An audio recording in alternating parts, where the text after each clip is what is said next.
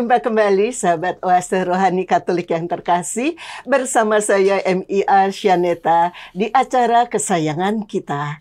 Dan telah menemani saya di studio narasumber kita hari ini. Beliau adalah Romo Stefanus Ruswan MSF atau akrab disapa Romo Ruswan. Kita sapa dulu Romo. Selamat datang Romo Ruswan. Apa kabar Romo? Terima kasih Bu Sian, sahabat Oase Rohani Katolik. Puji Tuhan sehat. Baik, sehat ya Romo. Dalam lindungan Tuhan. Walaupun sibuk sekali nih Romo ya. Iya. Ya, terima kasih sudah mau tetap mengisi acara ini Romo. Ya. Sahabat Oase Rohani Katolik yang terkasih, seperti biasanya acara akan kita buka dengan doa yang akan dipimpin oleh Romo Ruswan. Silakan. Marilah kita menyiapkan hati dan budi kita untuk mendengarkan sabda Tuhan. Dalam nama Bapa dan Putra dan Roh Kudus. Amin. Allah Bapa sumber sukacita, dengan gembira kami merayakan misteri kebangkitan Putra-Mu Yesus Kristus. Dan semoga kami pun dengan penuh sukacita menantikan bersama para kudus kedatangan Putra-Mu kembali untuk menyelamatkan kami, untuk memberikan kehidupan yang baru, untuk membawa kami pada kesejahteraan ilahi yang kekal bersama-Mu. Doa ini kami haturkan dengan perantaraan Putra-Mu terkasih, Tuhan kami Yesus Kristus, yang hidup dan berkuasa bersama Dikau dan Roh Kudus, kini dan sepanjang segala masa. Amin. Dalam nama Bapa dan Putra dan Roh Kudus. Amin. Apa yang kamu sembah tanpa mengenalnya, itulah yang kuberitakan kepada kamu. Bacaan diambil dari Kisah Para Rasul. Pada waktu itu, terjadilah kerusuhan di kota Berea. Maka Paulus pergi dari sana. Orang-orang yang mengiringi Paulus menemaninya sampai di kota Athena, lalu kembali dengan pesan kepada Silas dan Timotius supaya mereka selekas mungkin menyusul Paulus. Di Athena, Paulus pergi berdiri di atas Areopagus dan berkata, "Hai orang-orang Athena, aku lihat bahwa dalam segala hal kamu sangat beribadah kepada dewa-dewa. Sebab ketika aku berjalan-jalan di kotamu dan melihat-lihat barang-barang pujaanmu, aku menjumpai juga sebuah mezbah dengan tulisan, kepada Allah yang tidak dikenal. Apa yang kamu sembah tanpa mengenalnya, itulah yang kuberitakan kepadamu. Allah yang telah menjadikan bumi dan segala isinya, Ia yang adalah Tuhan atas langit dan bumi, tidak diam dalam kuil-kuil buatan tangan manusia. Juga Ia tidak dilayani oleh tangan manusia, seolah-olah Ia kekurangan apa-apa. Karena Dialah yang memberikan hidup dan nafas dan segala sesuatu kepada semua orang. Dari satu orang saja Allah telah menjadikan semua bangsa dan umat manusia untuk mendiami seluruh muka bumi. Dan Ia telah menentukan musim-musim bagi mereka dan batas-batas kediaman mereka, supaya mereka mencari Dia dan mudah-mudahan menjamah dan menemukannya, walaupun Ia tidak jauh dari kita masing-masing. Sebab di dalam Dia kita hidup, kita bergerak, kita ada, seperti yang juga telah dikatakan oleh pujangga-pujanggamu, sebab kita ini dari keturunan Allah juga. Karena kita berasal dari keturunan Allah, kita tidak boleh berpikir bahwa keadaan ilahi sama seperti emas atau perak atau batu, ciptaan kesenian dan keahlian manusia. Dengan tidak memandang lagi zaman kebodohan, maka sekarang Allah memberitakan kepada manusia bahwa di mana-mana semua mereka harus bertobat. Karena Ia telah menetapkan suatu hari pada waktu mana Ia dengan adil akan menghakimi dunia dengan perantaraan seorang yang telah ditentukannya. Sesudah Ia memberikan kepada semua orang suatu bukti tentang hal itu dengan membangkitkan Dia dari antara orang mati. Ketika mereka mendengar tentang kebaktian orang mati, ada yang mengejek dan yang lain berkata, "Lain kali saja kami mendengar engkau berbicara tentang hal itu." Maka Paulus pergi meninggalkan mereka, tetapi beberapa orang laki-laki menggabungkan diri dengan dia dan menjadi percaya. Di antaranya juga Dionysius, anggota majelis Areopagus, dan seorang perempuan bernama Damaris, serta beberapa orang lain bersama-sama dengan mereka. Kemudian Paulus meninggalkan Athena lalu pergi ke Korintus. Demikianlah sabda Tuhan. Syukur kepada Allah. Mazmur tanggapan. Surga dan bumi penuh dengan kemuliaan-Mu. Surga dan bumi penuh dengan kemuliaan-Mu. Pujilah Tuhan di surga, pujilah Dia di tempat tinggi. Pujilah Dia, hai segala malaikatnya. Pujilah Dia, hai segala tentaranya. Surga dan bumi penuh dengan kemuliaan-Mu. Pujilah Tuhan, hai raja-raja di bumi dan segala bangsa, pembesar-pembesar dan semua pemerintah dunia. Pujilah Tuhan, hai teruna dan anak-anak dara, orang tua dan orang muda. Surga dan bumi penuh dengan kemuliaan-Mu. Biarlah semuanya memuji-muji nama Tuhan, sebab hanya namanya saja yang tinggi luhur, keagungannya mengatasi bumi dan langit. Surga dan bumi penuh dengan kemuliaan-Mu. Ia telah meninggikan tanduk umat-Nya, menjadi puji-pujian bagi semua orang yang dikasihinya, bagi orang Israel, umat yang dekat padanya. Surga dan bumi penuh dengan kemuliaan-Mu. Sahabat Oase Rohani Katolik yang terkasih, mari sekarang kita siapkan batin kita untuk mendengarkan Injil. Haleluya, haleluya, haleluya, haleluya. Aku akan minta kepada Bapa dan Ia akan memberikan kepadaku seorang penolong yang lain, supaya Ia menyertai kamu selama-lamanya. Haleluya, haleluya.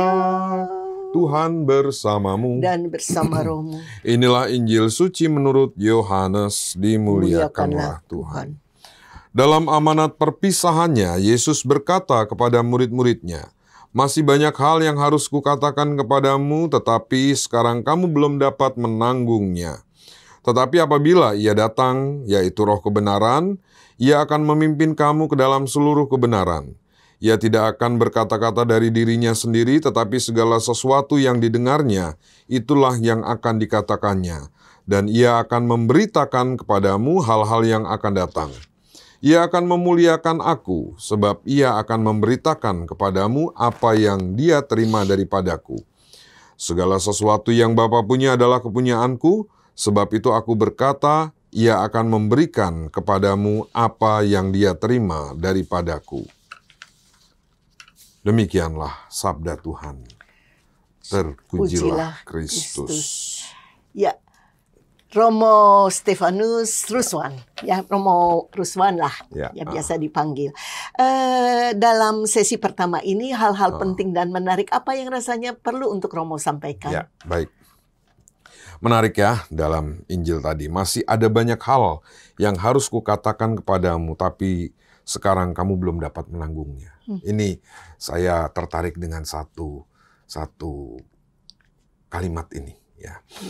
Karena sebagai manusia seperti saya misalnya sering merasa sedih, merasa kecewa atau bahkan frustrasi saat tidak bisa menyelesaikan semua pekerjaan.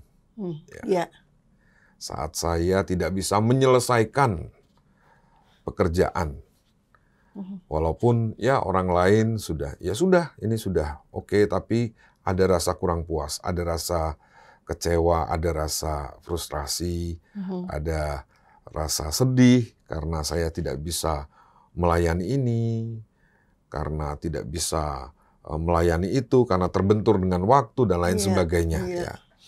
Tetapi yang saya sadari adalah kecewa, yang saya sadari adalah kesedihan, bahkan mungkin frustrasi, tapi yang tidak saya sadari adalah kesombongan. Oh, ya. Bisa dijelaskan tuh Romo. Kenapa? apakah mungkin kita menyelesaikan semuanya? Ya. Apakah mungkin kita menyenangkan semuanya orang dengan pelayanan? Apakah mungkin kita bisa memberikan kelebihan kita? Tentu saja enggak. Tentu saja tidak. Sehebat apapun kita, selalu ada kekurangan. Sehebat apapun, sebanyak apapun yang kita buat, selalu ada yang kurang. Maka sahabat Oase Rohani Katolik, hati-hati kalau kita merasa tidak puas terhadap pekerjaan-pekerjaan yang tidak bisa kita selesaikan karena banyak keterbatasan dan kita tidak bisa memahami keterbatasan itu, jangan-jangan kita sombong. Karena kita diajak bekerja tidak hanya dengan kekuatan kita sendiri, dengan kemampuan kita sendiri, tapi kita diajak bekerja sama dengan Roh kebenaran. Supaya Ia melengkapi kekurangan kita. Supaya Roh kebenaran itu yang menambahkan kekurangan-kekurangan kita. Melengkapi ketidaksempurnaan kita. Menguatkan kelemahan kita. Karena pada dasarnya kita tidak sekuat yang kita kira. Kita tidak sebenar yang kita kira. Kita tidak sehebat yang kita kira. Kita hanya diajak untuk bekerja sama dengan Roh kebenaran itu. Supaya sungguh sebagai orang Kristiani, apa yang kita kerjakan itu bukan hanya pekerjaan manusiawiku, tetapi pekerjaanku bersama Allah dalam Roh Kudus. Dalam pelayanan, dalam pekerjaan sehari-hari, di tengah keluarga, di tengah masyarakat. Bukan diri kita sendiri yang kita tonjolkan, tapi juga kita dalam hidup sehari-hari mewartakan iman kita. Dan mungkin tidak semua orang bisa senang, mungkin tidak semua orang bisa menerima, atau mungkin tidak semua pekerjaan bisa selesai. Tapi biarlah Tuhan dalam Roh yang diberikan kepada kita, itu juga kita libatkan. Pertanyaannya adalah apakah kita sebagai orang beriman mau menyediakan ruang untuk Roh itu? Karena menarik ini kalau kita lihat simbol Roh Kudus. Merpati, hembusan angin, dan lidah api. Ada kesamaan sifat, yaitu sama-sama dinamis. Itulah Roh Kudus, selalu bergerak. Maka butuh ruang kerja, ruang gerak. Hanya orang-orang Kristiani apakah mau memberikan ruang itu? Apakah mau menyediakan satu space untuk Roh Kudus yang dinamis itu bekerja? Karena kita sering bekerja terus tanpa menarik nafas, memberikan ruang Roh Kudus, evaluasi, merenung, hening sejenak, memberikan ruang buat Roh Kudus, lalu melanjutkan lagi. Saya rasa sebagai orang Kristiani di sini, bagaimana kita bisa kenal sama Kristus, bagaimana kita bisa menyelesaikan pekerjaan kita, bagaimana kita bisa bekerja sama dengan Roh Kudus dan Kristus sendiri dan menghadirkan Kristus. Saya rasa syaratnya adalah kita mau memberi ruang untuk Roh Kudus dalam diri kita, ruang kerja. Begitu, Bu Sin. Tadi agak surprise saat Romo mengatakan bahwa segala frustasi karena tidak selesai, tidak bisa menyelesaikan itu ternyata ada sangkut pautnya dengan kesombongan Romo. Itu agak surprise dengarnya, karena kan di satu pihak kadang orang berpikir ingin memberikan yang terbaik, tapi kalau sampai dia frustasi berarti itu tidak memberikan ruang itu, maksud Romo begitu ya? Iya. Kita selalu ingin memberikan yang terbaik, kita berusaha bekerja yang terbaik, tapi mungkin kita sudah, biasanya sebaik apapun yang kita buat, tentu ada kekurangannya, dan kita kecewa dengan itu. Kalau kita berbuat baik, katakanlah untuk semua orang, tapi ternyata tidak semua orang bisa menangkap kebaikan itu. Kita jadi kecewa. Kita jadi jengkel. Bahkan ada yang mutung. Wah udahlah kapok, saya nggak mau melayani lagi, udah susah-susah, ini masih ditolak juga, masih dikomentarin, masih dikritik. Kamu bukan hanya mewartakan dirimu sendiri loh. Biarlah kekurangan itu Roh Kudus yang menambahkan. Saya rasa dalam keseharian Romo tentu banyak menjumpai kasus-kasus seperti ini. Boleh mengalami juga kita sendiri. Mengalami juga ya. Romo boleh mungkin di-sharingkan 1-2 kejadian gitu sehingga kita lebih paham yang dimaksud itu. Ya, banyak pelayan-pelayan seperti ketua lingkungan, seperti ketua kelompok rektor, seperti ketua kelompok kategorial lain, itu kecewa, lalu mundur, tidak aktif lagi, hanya karena dia frustrasi, tidak diterima, atau idenya tidak akomodir, atau ngambek lah katakanlah itu ya, mundur. Karena dia berpikir bahwa saya yang tidak diterima. Ya.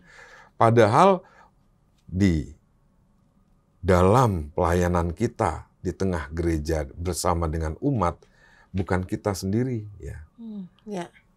Ada Roh Kudus yang bekerja. Dan Roh Kudus yang bekerja itu membuat kita semakin semangat, namanya juga Holy Spirit. Bukan membuat kita frustrasi, bukan semangat untuk frustrasi, bukan semangat untuk ngelokro, tapi semangat untuk terus berkembang. Dengan rendah hati mendengarkan orang lain, mungkin ide orang lain yang lebih baik. Mungkin aku yang kurang baik. Itu kan harus memberi ruang buat Roh Kudus. Tidak isinya tidak hanya ngambek, tidak hanya kecewa, lalu mundur. Lalu selama ini roh apa yang mendorong? Roh kebenaran atau hanya roh untuk diri sendiri, rohnya diri sendiri untuk tampil, untuk didengarkan, untuk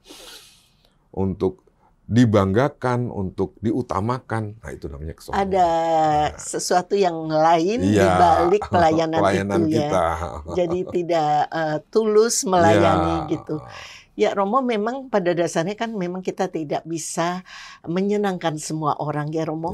Nah, bagaimana sebaiknya kita sebagai orang Katolik dan juga mungkin pelayanan, orang yang pelayanan, Romo, saat kita sudah merasa kita memberikan terbaik, mungkin sudah lewat doa dan sebagainya, tapi ternyata tidak semulus itu juga ya, Romo ya. Dalam arti kadang juga ada tanggapan yang kurang friendly lah gitu. Nah, bagaimana sebaiknya kita bersikap agar kita tetap bisa menjadi pelayan yang terbaik? Menjadi pelayan yang terbaik baik di gereja maupun di masyarakat ya. Seorang pelayan atau bahkan seorang pemimpin itu akan menjadi ideal saat dia tidak berkembang sendiri. Saat dia bisa menangkap potensi-potensi dari yang dipimpin, dari masyarakat yang lain, sehingga kalau saya dapat tugas mengkoordinir, saya nggak ahli dalam bidang itu, tapi saya tahu ada rekan, ada teman, ada anggota yang bisa di bagian itu. Serahkan. Karena nggak mungkin saya menyelesaikan ini, menyelesaikan itu, menyelesaikan ini, menyelesaikan itu, saya seorang diri. Nah, Roh Kudus ya, itu Roh pemersatu. Roh Kudus itu Roh kebenaran. Yang tahu, yang paham bagaimana caranya bekerja dan bukan hanya untuk satu orang. Tetapi Roh Kudus selalu memberikan potensi-potensi lain untuk berkembang. Maka banyak itu tadi, ketua lingkungan yang mundur, ketua kelompok kategorial yang mundur, hanya karena dia one man show. Itu ya. Padahal banyak pekerjaan-pekerjaan yang bisa dilakukan bersama dengan anggotanya. Dan menyatukan, kalau bisa menyatukan itu adalah karya Roh Kudus, Roh Iya. pemersatu. Iya. Ya, itu. Jadi betul ya Romo, dengan memberikan ruang pada Roh Kudus, kita akan mungkin jadi terbimbing Iya. untuk bisa melihat kebaikan orang lain juga, gitu ya Romo Iya, ya. betul sekali. Dan dengan mempersatukan berbagai kelebihan masing-masing, itu akan menjadi satu karya yang Iya. bagus, seperti itu. Ya, mungkin lebih tepatnya begini.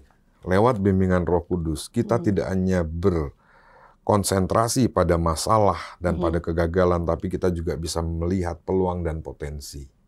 Ya, karena Roh Kudus adalah roh kebenaran, roh yang membawa kita pada perkembangan, bukan hanya perkembangan kita, tapi perkembangan seluruh gereja dan masyarakat. Ya. Maka bukan hanya soal tantangan, hambatan, yang menimbulkan kekecewaan, depresi, frustrasi, kesedihan, tetapi juga harapan yang melihat peluang dan potensi-potensi. Ini Begitu. menarik yang Romo katakan bahwa bisa dengan bekerja sama dengan Roh Kudus, melibatkan Roh Kudus, kita justru bisa melihat peluang dan potensi.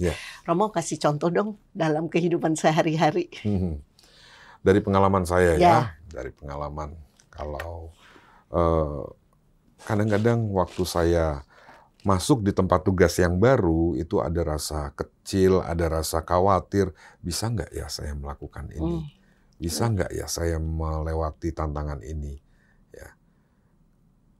Kadang-kadang juga saya nekat. Bisa nih. Ya. Gampang ini. Gitu. Masa saya nggak bisa? Gitu. Pada titik tertentu biasanya ada kejatuhan, ada kegagalan, ada saat dimana saya nggak bisa apa-apa. Nah, saat itulah saya menyerahkan semuanya pada Roh Kudus dan saya mengevaluasi gagalnya kenapa. Karena banyak orang yang gagal terus mundur, gagal putus asa, gagal tidak ada harapan, gagal yang dilihat hanya masalah. Betul. Padahal Roh Kudus membawa kita pada perkembangan yang tidak hanya mengajak kita melihat masalah, tapi juga mencarikan solusi dengan mengembangkan potensi dan menangkap peluang-peluang. Bahkan dalam satu periode tugas, saya masih belum menyelesaikan ini, saya masih belum menyelesaikan itu. Ingat, gereja itu sampai akhir zaman. Akan ada pengganti-penggantinya yang dengan rendah hati saya mengatakan saya belum selesai ini. Silahkan dilanjutkan bagian ini dan bagian itu. Ya, itu. Wah, kalau ada semacam tongkat estafet seperti ini luar biasa ya Romo. Karena hanya dengan kerendahan hati itu bahwa ini karya Roh Kudus, bukan karya saya. Misalnya itu contoh yang paling jelas. Baik, Romo Ruswan, sayang di sesi ini kita harus jeda sejenak. Nanti kita lanjutkan obrolan kita, Romo. Sahabat Oase Rohani Katolik yang terkasih, kami masih akan melanjutkan perbincangan ini sesaat lagi. Jangan kemana-mana, tetaplah di tempat Anda.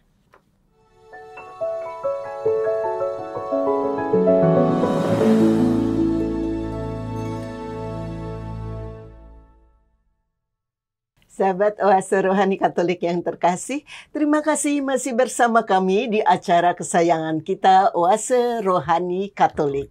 Masih bersama dengan Romo Stefanus Ruswan, MSF, dan saya, MIA Syaneta. Bagi Anda yang ingin mengirimkan saran atau kritik, kami persilakan untuk menghubungi kami melalui alamat email kami di orkkaj2021@gmail.com atau melalui nomor WhatsApp di 0881 0251 33438. Mari sekarang kita lanjutkan perbincangan kita. Ya, Romo Ruswan, di sesi kedua ini hal-hal yang menarik dan penting. Apa yang rasanya perlu untuk Romo sampaikan? Silakan. Ya, dalam bacaan pertama tadi kita juga mendengar kisah bagaimana Rasul Paulus ditolak di Athena. Beliau menemukan ada orang yang katanya percaya pada Allah. Tapi pewartaan Paulus sendiri saat memperkenalkan Allah Bapa, Allah Putra, dan dia pun ditolak. Tetapi buat Rasul Paulus tidak masalah. Dia tidak serta-merta kecewa, frustrasi, depresi, dan lain sebagainya, Iya. stres, dan lain Iya. sebagainya. Atau bahkan berhenti dari Iya. pewartaan. Enggak. Dia melihat bahwa ini adalah karya Roh Kudus. Iya. Roh Kudus yang akan menyelesaikan. Roh Kudus yang akan melanjutkan karya pewartaan ini. Dan akhirnya ya kita lihat sendiri. Ya, Iya. kita lihat sendiri bahwa sekarang juga dari para rasul yang ditolak, bahkan dimartir, termasuk Paulus, Petrus, semuanya kan dimartir ya. Setelah nggak ada mereka, Roh Kudus terus berkarya. Sama. Iya. Kita juga kan jauh ya, sekian ribu, 2000 tahun ya. Iya. Nggak pernah ketemu Yesus. Lihat mukanya aja beda-beda. Di patung ini beda sama gambar itu. Tapi kita bisa merasakan Yesus tuh saudaraku. Iya. Yesus sahabatku. Iya. Yesus ada di tengah-tengahku. Dari mana itu yang bawa? Roh Kudus. Roh kebenaran yang membawa kita pada Yesus yang berubah, yang beda-beda wajah yang ditampilkan di Iya. tapi kita tahu ada Yesus yang dibawa oleh Roh kebenaran yang membawa kita pada pemahaman Yesus yang benar. Itu kan Iya. kalau kita memberi ruang pada Roh Kudus yang melampaui batas waktu, yang melampaui batas tempat, Iya. ya kan itu. Iya. Intinya ruang. Memberikan Memberi ruang. ruang, memberi kesempatan pada Roh Kudus. Bukan kita sendiri dengan kekuatan kita memahami Yesus, dengan logika kita. Nah, seperti itu, Bu. Iya, iya.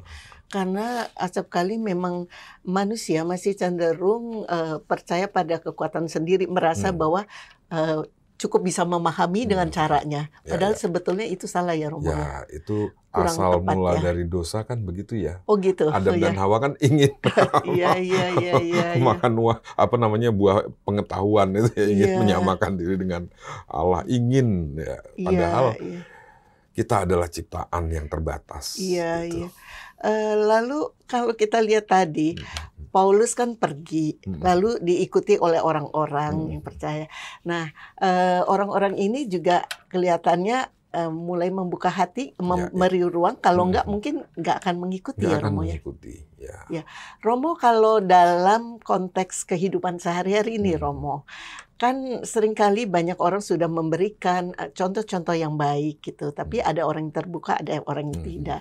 Romo, boleh tolong berikan contoh-contoh yang seperti orang yang terlalu menutup dirinya, yang akhirnya juga ya bersandar pada kekuatan sendiri. Iya, ya. Kekuatan manusiawi ya. Nah, dalam keluarga misalnya ya. Tragedi-tragedi dalam keluarga itu bisa terjadi pada setiap keluarga.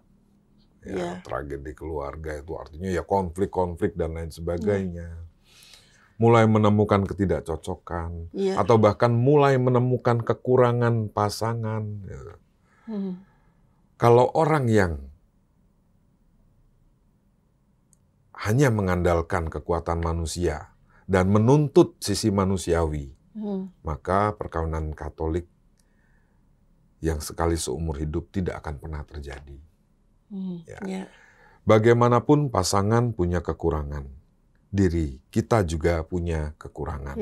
Ini di keluarga, di komunitas biara, di pastoran juga sama ya. Kalau kita menuntut dan pasangan atau rekan atau konfrater atau rekan imam dan tidak bisa memberikan dan kita kecewa, maka inilah kesombongan. Kembali kita hanya mengandalkan aspek manusiawi kita. Padahal kita orang beriman. Bukan hanya manusiawi, tapi juga Kristiani. Lalu bagaimana yang Kristiani? Kita punya kekurangan. Pasangan Anda juga punya kekurangan. Rekan imam saya juga punya kekurangan. Saya sendiri punya kekurangan. Atau orang-orang yang kita layani juga punya kekurangan. Tapi bagaimana kita juga memberikan ruang pada Roh Kudus untuk bekerja dalam diri orang-orang di sekitar kita. Entah pasangan Anda, entah rekan imam saya, entah untuk diri saya sendiri. Itu ya. Karena banyak persoalan-persoalan dalam rumah tangga yang nggak selesai-selesai, atau bahkan berujung pada perpecahan atau perpisahan, yang nggak kumpul-kumpul lagi. Gitu. Itu hanya karena nggak mau memberi kesempatan pada pasangan untuk Roh Kudusnya bekerja. Iya. Udahlah kamu itu udah banyak kekurangannya, udah nggak cocok lagi sama aku. Udah. Jadi Ya. menghakimi begitu, Romo? Menghakimi dan menutup ruang Roh Ya. Kudus untuk Nah, Romo, orang lain. kan begini ya, kalau kita sendiri, kita sudah paham bahwa kita perlu membuka ruang untuk Roh Kudus. Tentunya itu akan lebih mudah. Ya, ya. Nah, bagaimana kalau misalkan dengan pasangan kita meminta dia membuka ruang, sementara itu konflik Ya, ya, itu kan ini. Jadi ini kan menyangkut orang lain, Romo, di mana tidak selalu orang itu bersedia membuka ruang. Saran Romo seperti apa? Ya, Roh Kudus itu melampaui batas-batas manusiawi. Artinya adalah bahwa kita tetap berpengharapan. Kita tetap penuh harap terhadap pasangan Anda, terhadap rekan yang mengecewakan saya. Ya. Kita tidak terus menghakimi, udahlah kamu itu udahlah begini lagi, udah nggak cocok. Nah, itu kan kebanyakan itu ya. Artinya kita, tapi oke, saya akan mohon rahmat, roh, kebijaksanaan untuk kita. Iya. Untuk Anda dan untuk saya. Untuk pasangan Anda dan untuk Anda sendiri. Untuk saya dan rekan imam saya. Atau untuk saya dan rekan sekomunitas saya. Ya kan? Iya. Karena saya punya kekurangan, Anda juga punya kekurangan, semua orang punya kekurangan. Begitu kita lahir itu sudah terluka dan melukai. Iya. Jadi sebetulnya boleh dikatakan, Romo, bahwa itu tetap bermula atau harus dimulai dari diri kita dulu untuk membuka ruang itu, dan mungkin kita mendoakan, dan kita juga yang penting tidak menghakimi itu ya, Romo. Ya, karena di mana ada Kristus di situ selalu ada harapan. Iya, betul. Pertanyaannya dalam keluarga-keluarga Kristiani, dalam komunitas-komunitas biara yang katanya Kristiani, dalam pastoran-pastoran yang katanya juga Kristiani, ada Kristusnya enggak, itu persoalannya. Ada Kristusnya atau enggak, itu ya, Romo. Lah, Kristus kan berkarya dengan penyembuhan, dengan kebangkitan, dengan membangkitkan, dengan mengampuni, dengan mendamaikan. Kalau di rumah Anda belum ada Kristus, belum ada kedamaian, kesembuhan, dan kebangkitan serta kedamaian, mungkin belum ada Kristusnya. Gitu ya, Romo. Kristusnya, atau kita menutup Roh Kudus yang membawa Kristus 2000 tahun yang lalu, yang menyembuhkan di rumah ibu mertua Petrus, yang mengampuni di rumah pemungut cukai, yang mendamaikan Maria dan Marta ke rumah kita, mungkin kita tutup pintunya. Oh iya. Paham memang maksudnya? Iya. Jadi kita mungkin secara sadar atau tidak sadar melakukan sesuatu yang salah, yang sehingga malah kita menutup pintu itu, gitu ya, Romo ya. Kristus itu hanya hidup 2000 tahun yang lalu, itu salah. Kristus itu hidup sepanjang masa, termasuk di tengah keluarga kita, di tengah komunitas kita. Gimana mungkin dibawa oleh roh kebenaran? Iya. Jadi sebetulnya salah satu hal yang sangat penting adalah memahami bahwa kita tidak sempurna, orang lain juga tidak sempurna. Lalu kita juga membuka diri kita dengan tidak menghakimi itu, kita tidak menutup pintu ya, Romo. Identitas kita adalah kasih. Tetapi bagaimana mungkin ya, sementara saya tidak sempurna, teman saya tidak sempurna, pasangan Anda tidak sempurna, bisa hidup harmoni dalam kasih. Kristianitas menjawab.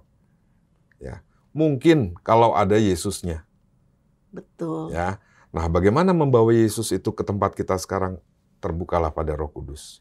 Iya. Kenapa harus ada Yesusnya? Karena kalau ada Yesusnya, yang sakit disembuhkan. Iya, betul. Bukan semakin menyakiti. Iya. Yang berkelahi didamaikan. Ya, luar biasa. Yang putus asa dibangkitkan. Betul. Itulah mukjizat. Iya. Itulah kehadiran Kristus yang nyata saat kita juga mengampuni, menyembuhkan, mendamaikan, membangkitkan. Iya. Dan ini memang dasarnya kasih itu yang justru kasih itu juga menyembuhkan ya, Romo ya. Jadi memang harus selalu apapun situasinya, kasih dan Kristus itu harus dihadirkan seperti itu ya, Romo. Romo, kalau sekarang kita lihat ya, kalau kadang ada pasangan-pasangan yang sudah punya anak, terus anaknya menjelang dewasa, kadang mereka itu masih menunggu, kayaknya mempertahankan perkawinan demi anak, sampai anak dewasa, sampai anak tuh mereka tuh sendiri renggang. Itu salah ya Romo. Jadi tidak ada upaya untuk membuka pintu untuk tetap saling saling mengasihi. Ya, ya. Itu juga nggak benar ya Romo. Iya, nggak benar Karena ya. saya belakangan ini kan banyak yang istilah grey divorce itu Romo. Ya. Itu kan Ya bermasalah tapi seakan-akan tidak bermasalah ya. Kelihatan dari luar nggak bermasalah ya. Di depan anak-anak oke, tapi sebenarnya masing-masing pribadi sudah jaga jarak, sudah tidak bisa menerima satu sama lain dan lain sebagainya. Itu ya grey divorce. Betul itu.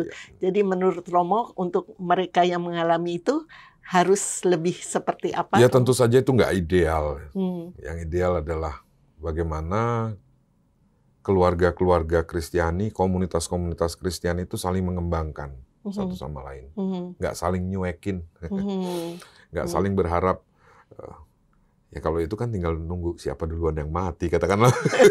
Ya kan kasarannya gitu ya. Iya nggak sih? Jadi nggak boleh pura-pura juga ya Romo, pura-pura baik. Tapi harus mengupayakan. Begitu ya Romo? Tetap harus mengupayakan yang ideal. Idealnya kan adalah keluarga yang dibangun dengan cinta kasih, yang saling mengembangkan, komunitas Kristiani juga komunitas Kristiani dalam Kristus, di mana Kristus hadir dan harus saling mengembangkan satu sama lain. Tapi kalau udah cuek-cuekan, udah ya grey divorce tadi istilahnya, ya, itu terus gimana ya kan? Itu tentu saja bukan ideal. Artinya ada yang nggak beres. Mari kita bereskan, itu aja. Betul, karena itu ya tadi tidak boleh berpura-pura ya, pura-pura baik. Baik Romo, Ruswan, ini perbincangan kita menarik, sayang kita harus akhiri di sini. Sahabat Oase Rohani Katolik yang terkasih, demikian perbincangan kita kali ini, dan acara ini akan ditutup dengan doa dan berkat melalui Romo Ruswan. Silakan Romo.